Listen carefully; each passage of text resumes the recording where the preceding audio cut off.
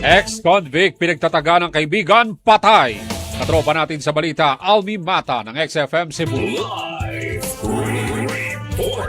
Patay ang isang 30 anyos na lalaki matapos pagtatagain ng kanyang kaibigan sa Barangay Balo, Bayan ng Dalagueta, Southern Cebu, pasado alas 4 ng hapon noong Huwebes.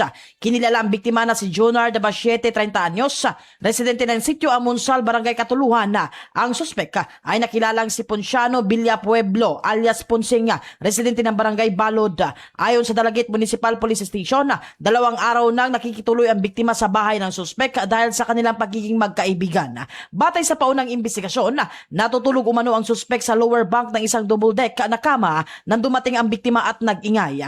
Uminom pa umano ng tubig ang suspek, ngunit kalaunan ay hinamon siya ng biktima na ilabas ang kanyang bulo at sinabing handa itong makipaglaban. Dito na umano nagdesisyon ang suspek na unahan ang biktima at agad itong inatake. Tinamala ang biktima ng mga taga sa likod, liig at panga, ngunit nakatakbo pa palabas ng bahay.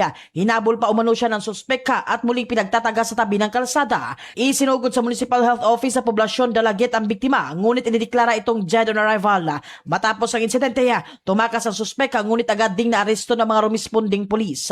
Ayon sa pulisya, may nauna ng kaso noong 2017 ang biktima sa frustrated murder, habang ang suspek ay may mga nauna ring pag-aresto at umano'y umaming hindi ito ang unang beses na nakapatay. Sa ngayon, inihanda na ng mga otoridad ang kaukulang kaso laban sa suspek.